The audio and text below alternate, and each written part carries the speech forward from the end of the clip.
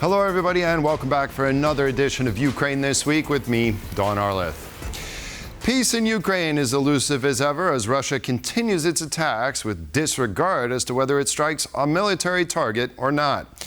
At the same time, Europeans have been pushing to hammer out the details of sending a stabilization force to Ukraine in the event that a ceasefire is reached.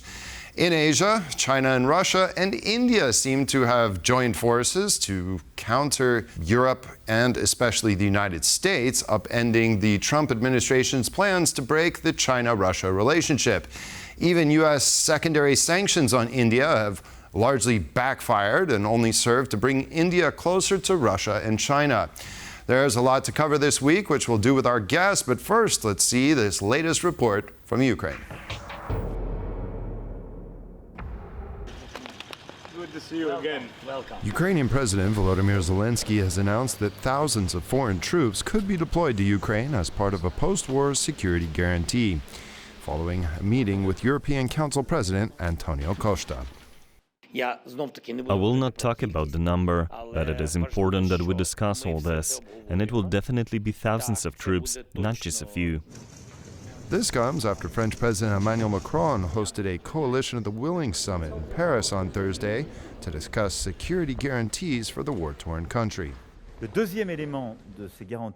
We now have 26 countries that have formally committed, and several others that are clarifying their positions to deploying reassurance troops in Ukraine or maintaining a presence on land, sea or in the air to provide security to Ukrainian territory after a ceasefire. According to Vladimir Putin, however, any foreign troops in Ukraine will become legitimate military targets. Should some foreign troops appear there, especially now during military operations, we proceed from the fact that these will be legitimate targets for attack. While the West was busy with diplomacy this week, Beijing showcased a strong symbol of unity and military muscle flexing.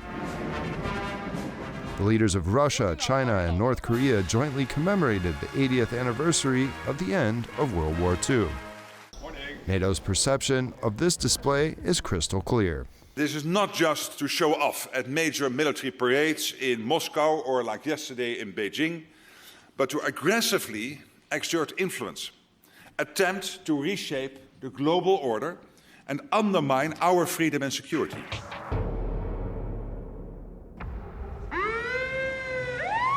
Despite ongoing political offensives, Russian attacks continue unabated on the ground in Ukraine.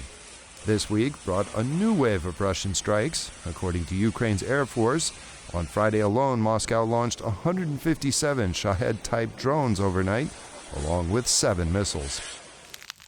On Thursday, a Russian missile strike targeted a Danish-sponsored humanitarian demining mission near the city of Chernihiv, killing 2 and wounding at least 5 others.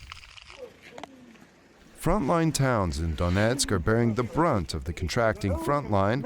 In Konstantinivka, a town just 6 kilometers from advancing Russian forces, civilians are lost daily to relentless strikes.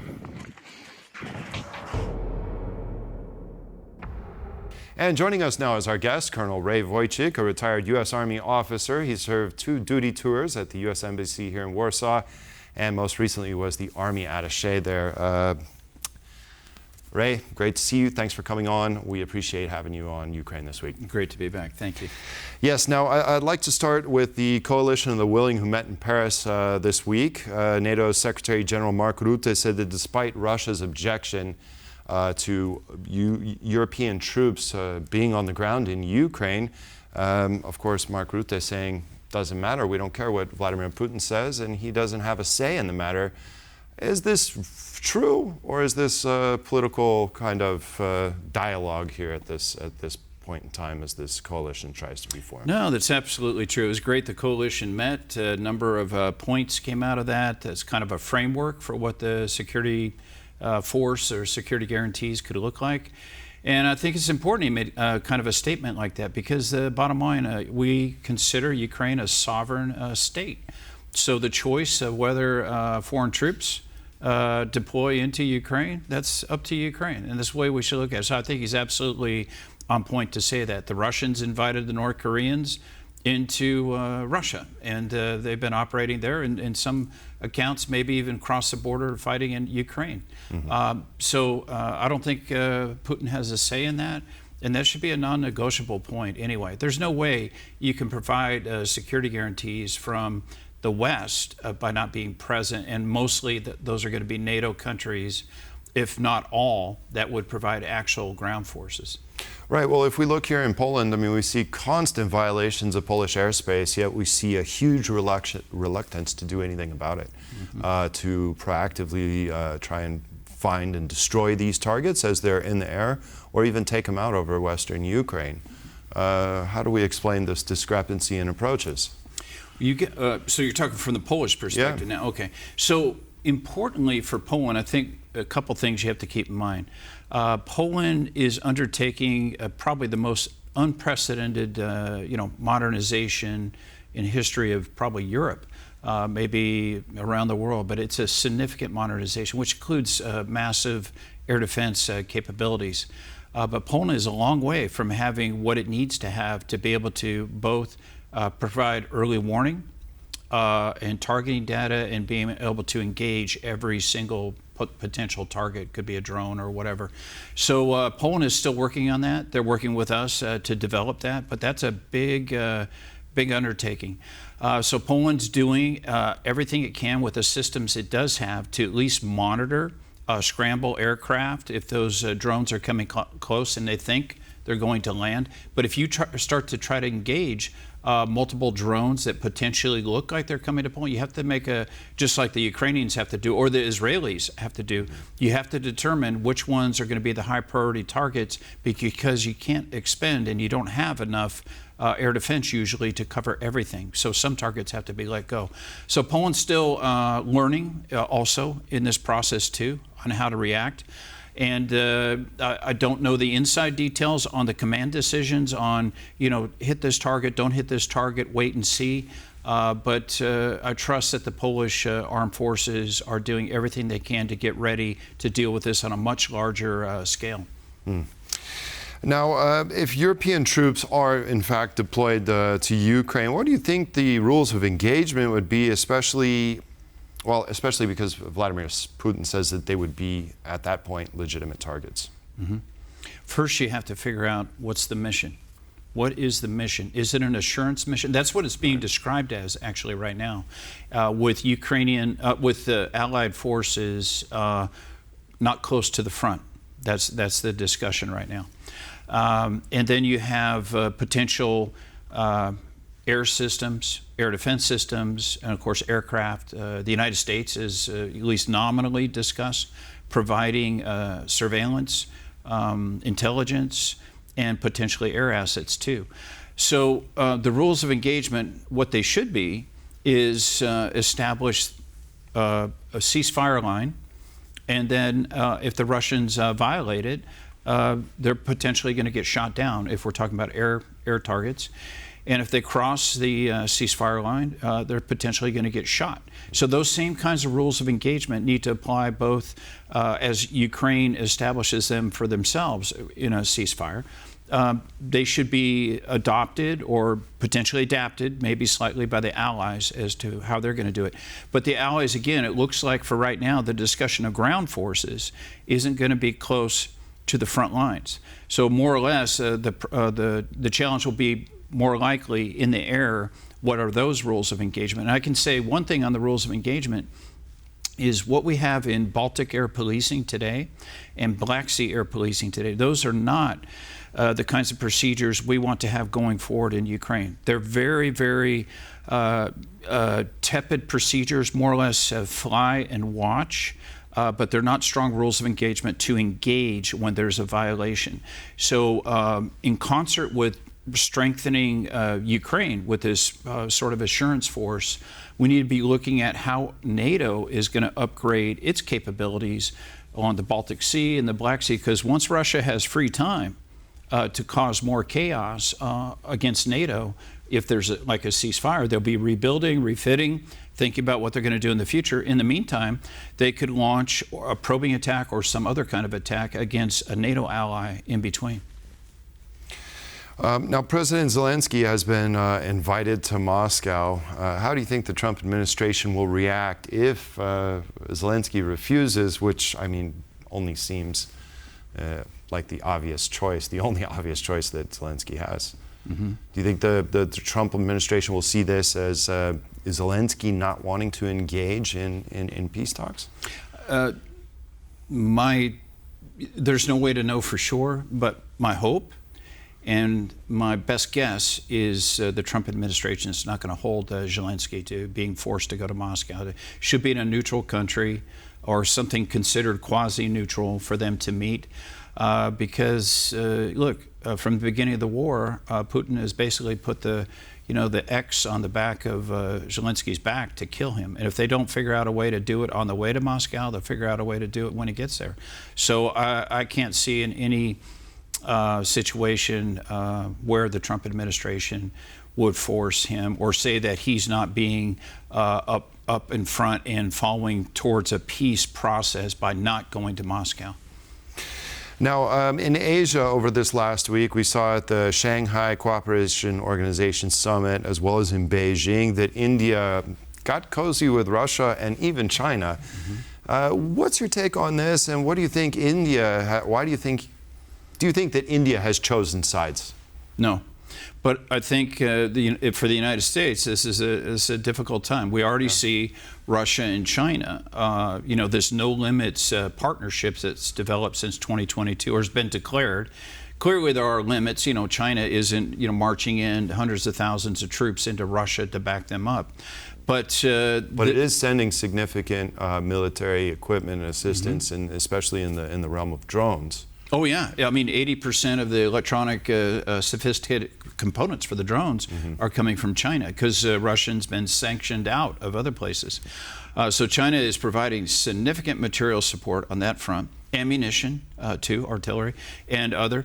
And so with Modi, the Prime Minister of India, that's definitely a challenge because we would like India to stop refining Russian oil, stop buying Russian oil.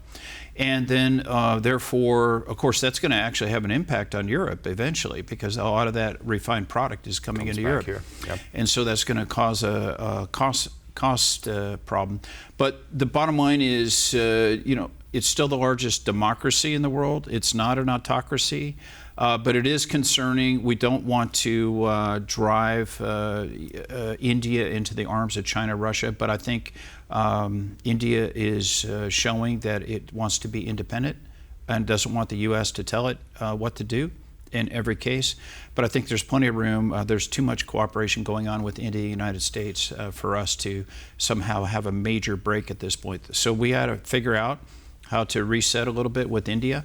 But at the same time, the sanctions, in my view, are legitimate. I mean, we have to stop fueling the Russian war machine. Well, the sanctions are interesting because it's kind of like a test case with India, that they put the 25% on top of the previous 25%, mm-hmm. so we're looking at 50%. So it's not quite as harsh as the Lindsey Graham package mm-hmm. would be.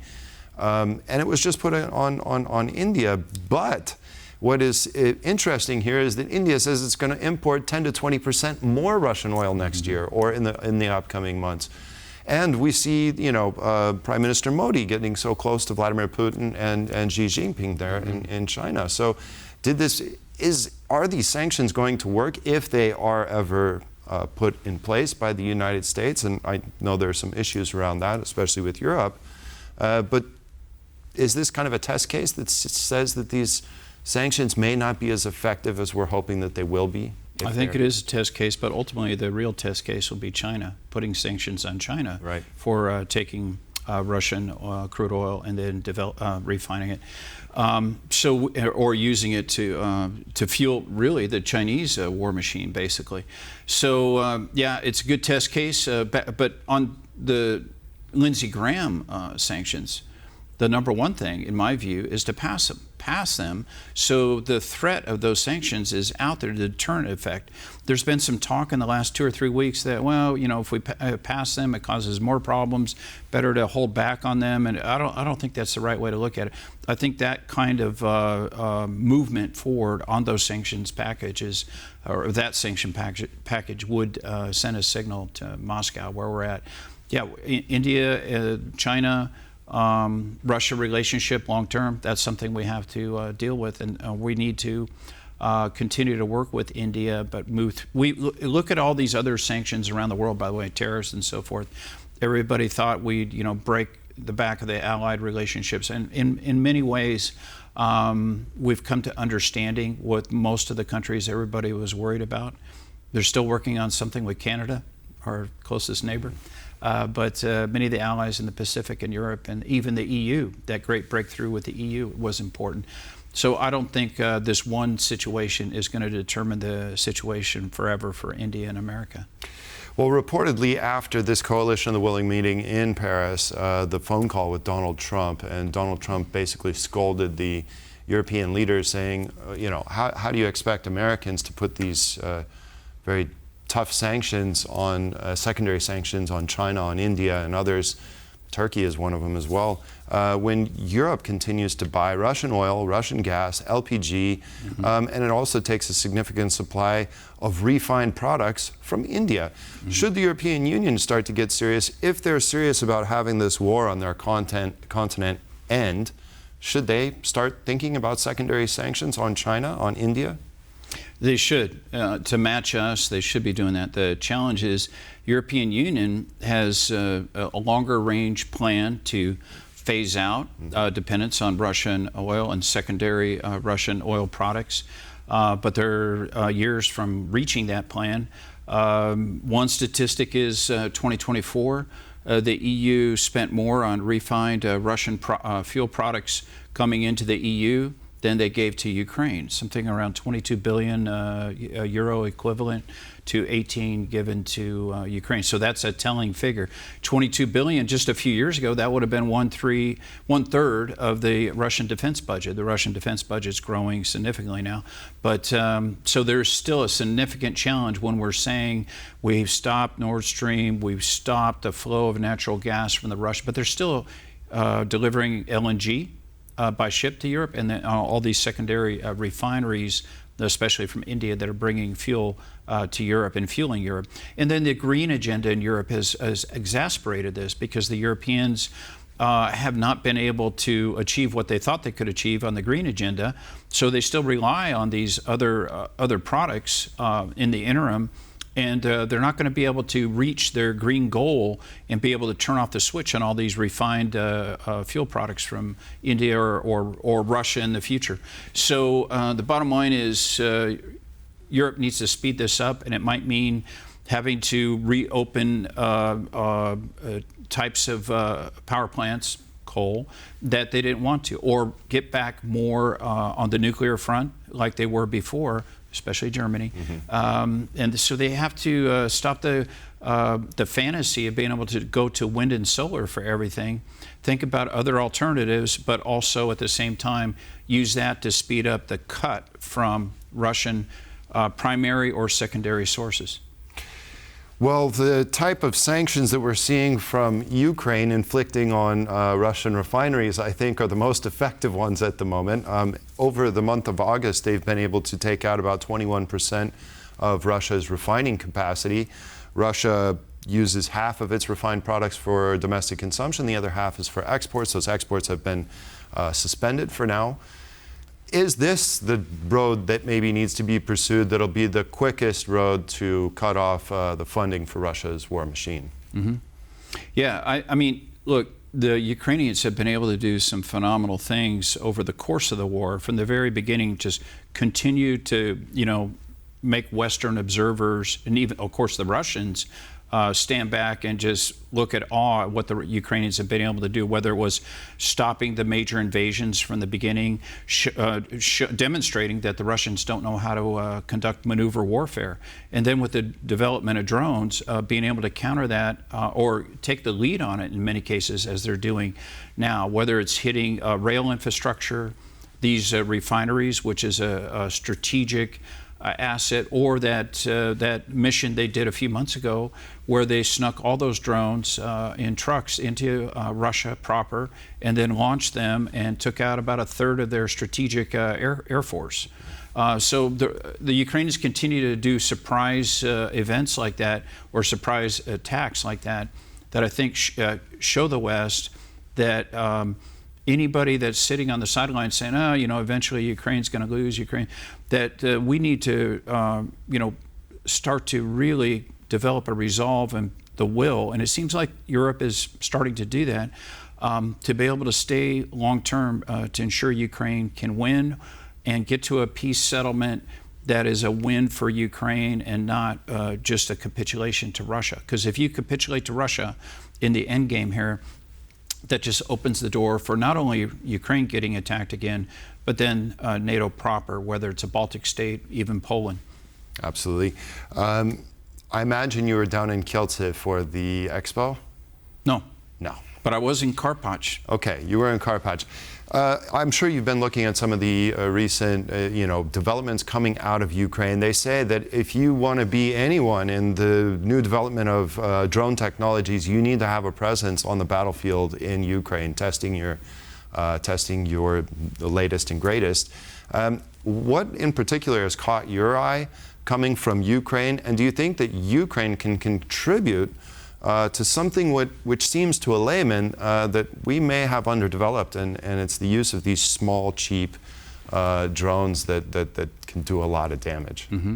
When you talk to drone companies out here in the West, whether it's Poland or other places, you can see that how much in awe they are at what the Ukrainians are doing. For example, this kind of system that uses a guided wire, which we used to use a long time ago for delivering anti-tank missiles. They were guided by wire, literally to 4 kilometers. So they're using that with drones to avoid the GPS jamming, because if you want to deliver a drone to a specific target, one of the primary uses of navigation is the GPS system.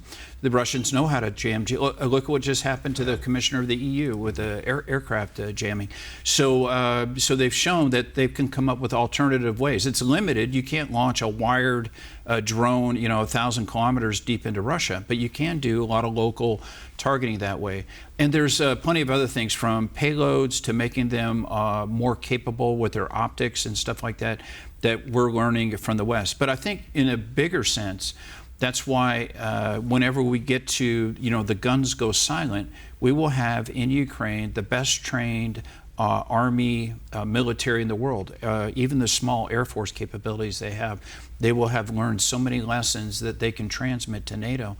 That's why, Poland probably. Well, of course, yeah, and with Poland. So looking at it from a NATO perspective, when you think about, hey, when we secure Ukraine, we're going to develop our future warfare capabilities together, working with the Ukrainians. And then I like to tie that into the fact of, the recent presidential meeting, Nawrocki and President Trump, and the discussion about American forces here. To me, that's one of the primary reasons we want to have American forces here. It's about deterrence, of course. It's about assurance of our Polish allies in the region. But it's also about these massive lessons we can develop together. And we already have a core structure in Poland that can be expanded. We have a division structure in Poland, Army division structure, that can be expanded. And we can work with Poland on land scale, large scale land capabilities, incorporate all these new lessons with drone warfare, and build the armies of the future across the alliance, with Poland as sort of the hub for that. Poland is already the hub for the lessons learned from Ukraine. Poland hosts for NATO the Lessons Learned Center for the Ukrainian war. And American experts are in there all the time. Allies are in there all the time up at Bydgoszcz, studying the effects and how they can incorporate those into current and future doctrine of NATO armies. Do you think there should be a permanent presence of U.S. troops here in Poland? And it looks like President Nawrocki is going to float the idea of Fort Trump again. Mm-hmm. Is it going to work? Is there possible that the United States could place permanent troops here in Poland? Yeah, I think it's very possible. Something I've been discussing for many years. I think that what happens when you have permanent... Well, first, let's talk about rotational forces. That's what we have today. Soldiers and units come for about 9 months, sometimes 12, and they spend time getting their capabilities up to speed, because one of the requirements for the Army is whenever they come out here to operate in Poland, or whether it's in Baltics or Romania, they have to leave more prepared, more ready than they were when the Army sent them here. That's one of the requirements we established.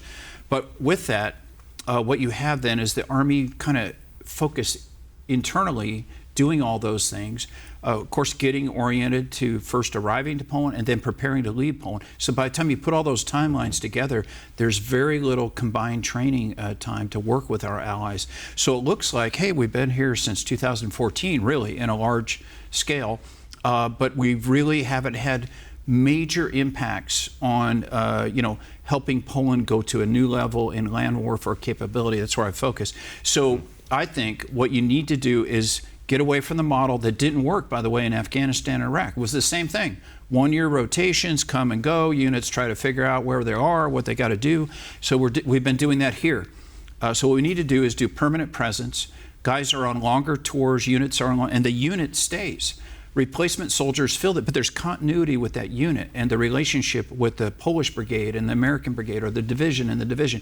And then you start to really develop land warfare, large-scale warfare, and air warfare capabilities together. You do the same thing on the Air Force side, by the way. Poland is building a smaller version of the American Air Force and the American Army. If you look at all the equipment Poland's getting in the next 10 years, its preponderance is American equipment, and we have the best chance in a window of opportunity, the American side, to get in here and raise the Polish capability to close to our level or at the same level.